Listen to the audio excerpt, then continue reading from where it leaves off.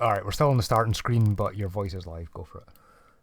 Right, okay, so about a month ago, I applied for this job Alright, at we're still the on the starting airport. screen, but your voice Yeah. is live. Go for it. So, you know the bags and do like the screening and stuff.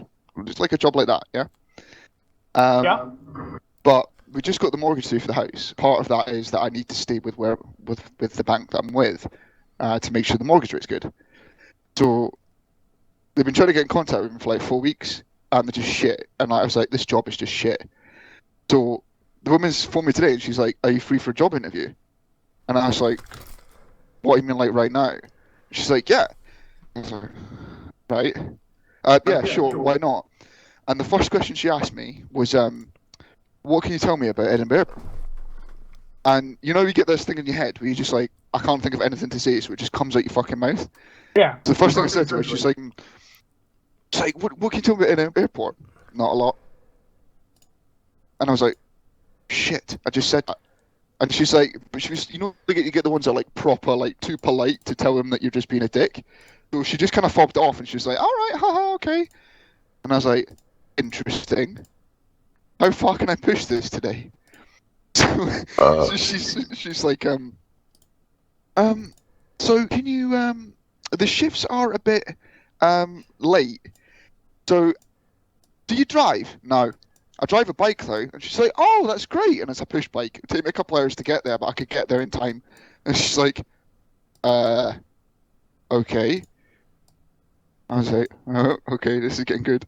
And then she says, so, why did you leave your, you see you worked for the HMRC for a couple of years, like 4 years. Can you tell me why you left that? And I was like, "I just thought they were dicks." And it was just like awkward silence. And then she's like, "Right. Okay then." And she says, "I see you moved to the Ministry of Defence after that. Can you tell me why you did that?" And I was like, "Yeah, I needed a job." And it's like really awkward again. And she's like, well, I guess that kind of makes sense then." And she's like, "Right, well, we can move on to a competency-based question." And I was like, "Yeah, sure, what is it?" She's like, "Could you tell me a time where you were in a team and it was successful?" And I was like, "Yeah, sure, not a problem." So there was me, Chris, Graham, and Liam, and we were all playing Division. So Chris and Liam goes down. So me and Graham had to use our communication skills to lay down cover and fire, pick up our teammates, and run and try and beat the mission. And she's like, "Sorry, what's Division?" And I was like, "It's a tactical shooter, one of the best ever made." And she's like, "Okay, did you manage to do that? Was that a thing?" And I was like, "Fuck yeah, it was. We won the mission. I got loads of guns and everything." And she's like, "Right." She's like, "That's okay." She says, "How much notice do you need to give your job?"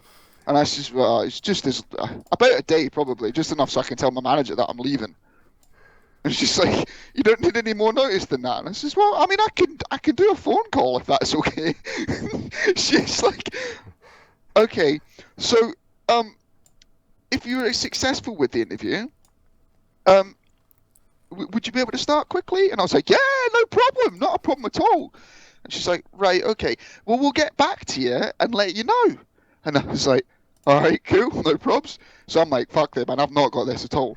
She fucking emails me 10 minutes later, and she says, "Thank you for that interview. That was the best one we've had today. We'd like to invite you to the next stage of the interview process." What? Yeah, I shit you not, mate. Purposely, like you've gone out of your way to be shit. Yes, and she's like, "Yeah, come Friday.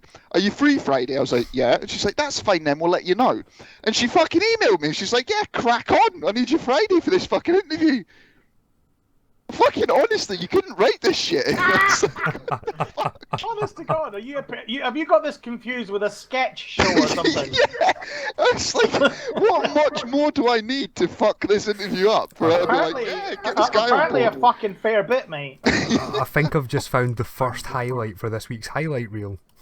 Holy Like, shit. you couldn't write this shit, and I was like, "What the fuck?"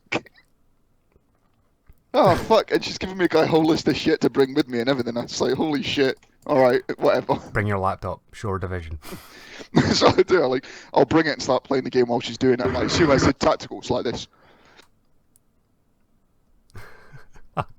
Fucking. Right. Anyway. Fucking hell, man. So you were going out of your way to look shit, right? Yeah, because I need to be. I need to stay in my job for like at least until the mortgage and everything's gone through for the new house. So I was like, it was one of those like when you pick up the phone, you're just like, I can't be fucked with this. And then like when she asked me what I knew about Edinburgh Airport, and the filter was gone, and I just went nothing.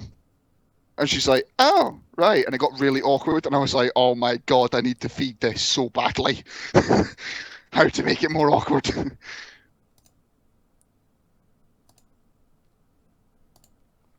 Right. So I do have food in the oven. So if we go and It's I have alright, to we'll be dead disappear, in we'll about die. fucking 5 minutes, mate. Oh mate, my stream's literally called some easygoing throwaway games for a reason. We're literally going to die within about 5 minutes. Oh mate, at that I have no doubt of. It's fun times. So yeah, that's one way to start a stream off anyway. Yeah, right.